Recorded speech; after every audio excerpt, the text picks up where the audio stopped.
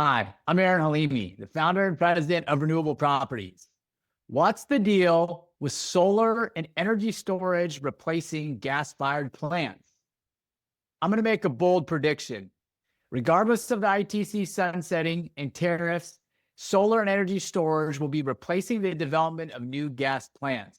And here's why.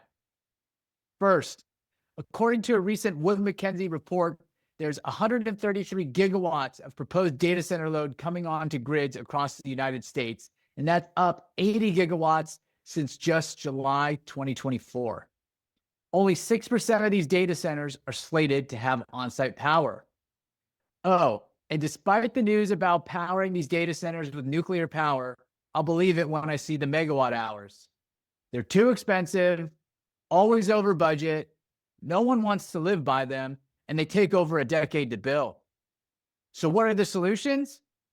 Historically, like if this were 10 years ago, the answer would be to build more natural gas plants. But that's not going to be the solution. And here's why. First, new combined cycle gas plants now cost over $2.20 a watt, while tariffs and permitting challenges are delaying or canceling projects, particularly in deregulated markets like Texas. Second, there are only three major turbine manufacturers in the world, GE, Siemens, and Mitsubishi, and they only make about 130 units a year. If a developer or a utility ordered a turbine today, they might get it delivered by 2030, then add 2 to 3 years of construction, and you're looking at 2033 before a single megawatt hour is generated. Even if you get the turbine, you still need firm gas delivery contracts, pipelines, a trained labor force, and one of just a handful of EPCs that can actually build the plant. Stack all that up, and that takes a lot of lawyers, time, and money. Speaking of money, let's say you somehow speed up making turbines, which is not possible, and secure an EPC that knows how to build one of these, which is rare, and get the right-of-ways. The economics still don't make sense compared to building solar and storage.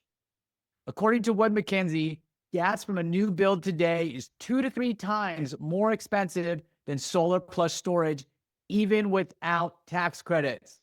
Did you hear that right? Even without the ITC. Even if you get a plant built in 7 or 8 years, fuel costs are volatile, and the PPA puts that volatility on the off-taker, the data centers, the utilities, which is ultimately you, the ratepayer. They'd be better off getting free fuel from the sun, and that's where solar and batteries come in. Batteries alone can still qualify for the investment tax credit for a long horizon. And while there are domestic supply constraints right now, there's still runway to safe harbor against the restrictive FEOC requirements. Additionally, with demand being so high, we're already seeing manufacturers pivot to a FEOC-compliant supply chain. Even without subsidies, Lazard just published a report that concludes solar plus storage is cost competitive with gas, but as we discussed, gas plants can't be built quickly. On the other hand, developers like Renewable Properties can deploy a standalone energy storage solution for data centers or utilities in 2 years or less. That's a lot faster than 7 years. Battery installations alone can provide firm backup power, meeting this immediate demand for extra capacity. When batteries are deployed with solar, we can supply the firm new capacity that these data centers need today in 2 years and at a fixed price PPA that can be locked in for the 35-year useful life of the project. So where does that leave us? A huge data center demand surge, a stalled thermal pipeline, gas turbine equipment and skilled labor scarcity, and a solar plus battery solution that's more cost-effective and already proven to be reliable and scalable.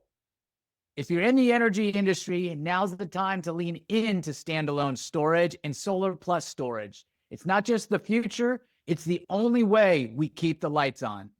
And that's what's the deal.